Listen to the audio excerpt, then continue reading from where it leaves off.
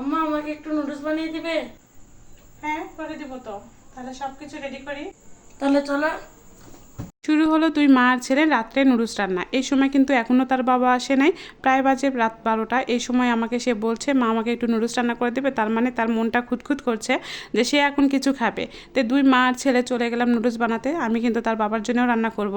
তো মানে অল্প একটু রান্না করলে কিন্তু দুইজনারই হয়ে যাবে। সে খালি যতক্ষণ না কিছু খাবে ততক্ষণ একটু খুঁতখুত করবে, এরকমই তার অভ্যাস হয়ে গিয়েছে। তো সে আমাকে বলছে আমি রান্না করব, তুমি শুধু আমাকে পেঁয়াজ কেটে দাও। তো যাই হোক, আমি কিন্তু এদিকে পেঁয়াজটা কেটে দিতে চলে এসেছি। আর এই যে এদিকে হচ্ছে সব কিছু রেডি করে নিয়েছে, আর আমি কিন্তু এখানে পেঁয়াজ টেয়াজ যেগুলো ছিল সেগুলো কেটে দিচ্ছি। পেঁয়াজ, কাঁচামরিচ, সবজি যেগুলো লাগবে। তো বাসায় তেমন একটা সবজি ছিল না যে নুডলসের মধ্যে দিয়ে দিব। তো আমি চিন্তা করলাম যে এদিকে পেঁয়াজটা দিয়ে আর কাঁচামরিচটা দিয়ে ওকে আজকে রান্না করে দিব। শুধুমাত্র হচ্ছে একটু ছচ ছিল, বাসায় তেমন একটা ছচও ছিল না। আর হচ্ছে এখানে প্যাকেট একটা ছচ ছিল। তো এদিকে আমি পেঁয়াজগুলো খুবই ঝুরি করে কেটে নিচ্ছিলাম, আর ওকে বলছিলাম তুমি রান্না করবে আমি রান্না করব। সেও বলছিল আমার সাথে, দুজনা খুবই আর কি করছিলাম, দুই মা আর ছেলে। আমরা দুজনা সবসময় যেখানেই থাকি না কেন সেখানে কিন্তু খুবই ইয়ার্কির মধ্যে চলি।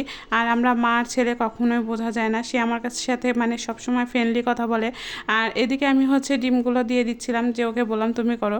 সে কি জানি মত হয়ে বললো না আজকে তো আমার হাতে খাবো না, আজকে তুমি রান্না করে দেবে, তুমি খাবো। কিন্তু বিশ্বাস করেন আমি নুডলসটা তেমন একটা ভালো রান্না করতে পারি না, জানি না কেমন এরকম হয়। কিন্তু ও যে নুডলস বানায় সেটাতে কিন্তু বেশি মজা হয়।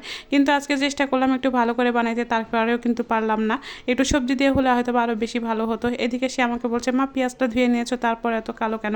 আমি কেমন করে বলবো বলেন, আমি তো পেঁয়াজটা ভালোভাবে ধুয়ে তারপরে পরিষ্কার করে রান্না করে নিয়েছি, মানে কুটে নিয়েছিলাম। তো এদিকে দুইটা হচ্ছে আমি 3টা নুডলস দিয়ে দিয়েছিলাম, সেও খাবে তার বাবাও খাবে। তো এদিকে আমি হচ্ছে এদিকে সব কিছু রেডি করে দিয়ে দিয়েছিলাম। আর এদিকে হচ্ছে আমি নুডলসগুলো ভালোভাবে তালানি দিয়ে দিয়েছিলাম। আমি কিন্তু খুব একটা পারি না, যাই হোক আমি কিন্তু বারবার বলি আমি অন্যান্য সব খাবার রান্না করতে পারলেও কিন্তু নুডলসটা আমার দ্বারা কখনোই ভালো হয় না।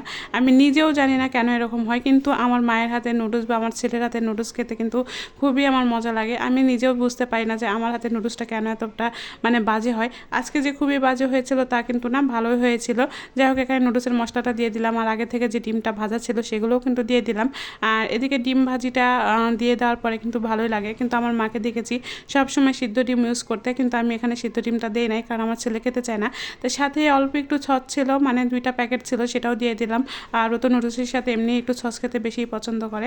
তো আজকে যে খুবই বাজে হয়েছিল তা কিন্তু না, খুবই ভালোও হয়েছিল। মানে আজকেটাও অনেক দিনকের মধ্যে কিন্তু আজকেরটা বেটার হয়েছিল। কিন্তু আমার চাইতে কিন্তু আমার ছেলের হাতে নুডলস রান্নাটা বেশি ভালো হয়, বা তার বাবা যখন রান্না করে বেশি ভালো হয়। সে এত মজা করে খাচ্ছিল রাত 12টার পরে, মানে রাত প্রায় 1টার মতো বেজে গেছে রান্না করতে করতে। তো যাই হোক, সে যে মজা করে খাচ্ছিল আমার কিন্তু এটাই বেশি ভালো লাগছিল। তো আজকে কিন্তু এই পর্যন্তই। আমার ভিডিওটা ভালো লাগলে অবশ্যই সবাই সাবস্ক্রাইব করে দিবেন।